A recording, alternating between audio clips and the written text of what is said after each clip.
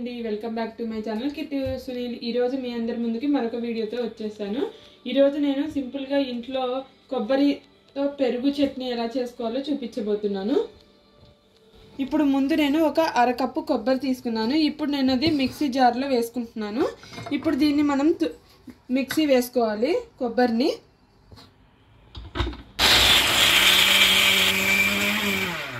కదా ఇలాగా కొబ్బరిని అయితే ముందు మిక్సీ చేసి పక్కన పెట్టుకోవాలి.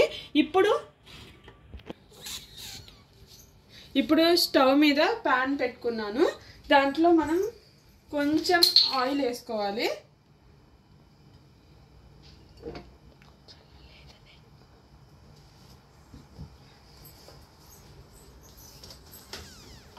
ఆయిల్ కొంచెం హీట్ ఎక్కిన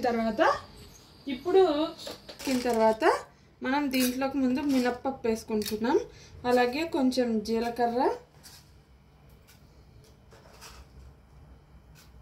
ఆవాలు, కరివేపాకు అన్నీ వేసుకొని ముందు తిరగమాత అనేది కొంచెం వేడవ్వాలి.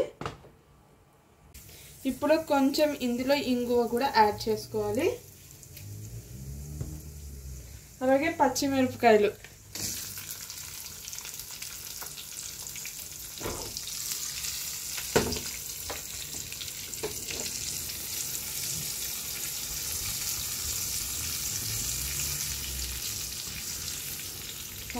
ఇప్పుడు చూసారు కదా తిరగమాత కొంచెము కలర్ చేంజ్ అయింది. ఇప్పుడు మనం ఇది కొంచెం తిరగమాత రెడీ అయిపోయింది కదా. ఇప్పుడు స్టవ్ అనేది ఆపేసుకుందాము.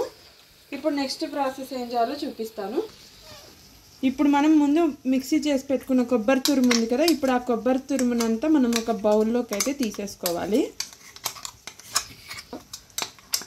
ఈ కొబ్బరి తురుమునంతా కూడా మనం ఒక బౌల్లోకి తీసేసుకున్నాము. ఇప్పుడు కొబ్బరిని అంతా మిక్సీ చేసుకొని మనం తురుముకునేది బౌల్లోకి వేసుకున్నాం కదా. ఇప్పుడు మనం ఒక కప్పు పెరుగు కూడా ఇప్పుడు ఇందులో యాడ్ చేసుకుంటున్నాము. కొంచెం లైట్గా వాటర్ వేసుకుందాం.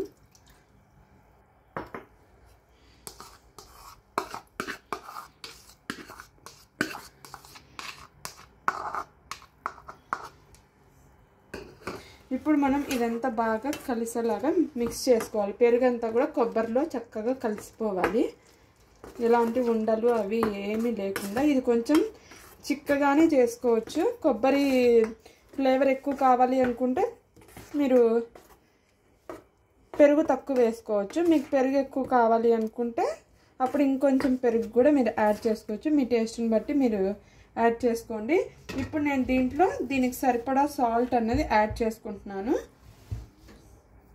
ఎక్కువ పట్టదు కాబట్టి చూసి వేసుకోండి ఉప్పు అన్నది. ఇప్పుడు ఇదంతా బాగా కలిసిపోయింది కదా. మనం ఇప్పుడు లాస్ట్కి మనం ముందు తిరగమాత వేసి పెట్టుకున్నాం కదా. ఇప్పుడు ఆ తిరగమాతను ఇందులో యాడ్ చేసేసుకోవడమే. అంతే సింపుల్. 5 నిమిషాల్లో మనకి కొబ్బరి పెరుగు పచ్చడి అన్నది రెడీ అయిపోతుంది.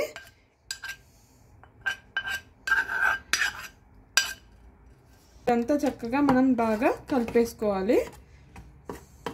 చూసారు కదా చాలా ఈజీ కొబ్బరి పెరుగు చట్నీ అన్నది ఈజీగా మనం ఇంట్లో తయారు చేసేసుకోవచ్చు. మీరందరూ కూడా తప్పకుండా ఇంట్లో ట్రై చేసి ఎలా వచ్చిందో నాకు కామెంట్లో అయితే చెప్పడం మర్చిపోకండి. ఈ చిన్న వీడియో మీ అందరికీ నచ్చిందని అనుకుంటున్నాను. నచ్చినట్టయితే లైక్ షేర్ సబ్స్క్రైబ్ చేయడం అయితే మర్చిపోకండి. మరెన్నో ఇంట్రెస్టింగ్ వీడియోస్ కోసం మన ఛానల్ని ఫాలో చేయండి. నా ఇన్స్టాగ్రామ్ ఐడి కూడా కింద డిస్క్రిప్షన్ బాక్స్లో ఇస్తాను. అక్కడ కూడా నన్ను ఫాలో అవ్వచ్చు. మీకు ఏదైనా డౌట్స్ ఉంటే అక్కడ కూడా మెసేజ్ చేస్తే నేను మీ కామెంట్స్కి రిప్లై ఇస్తాను. బాయ్.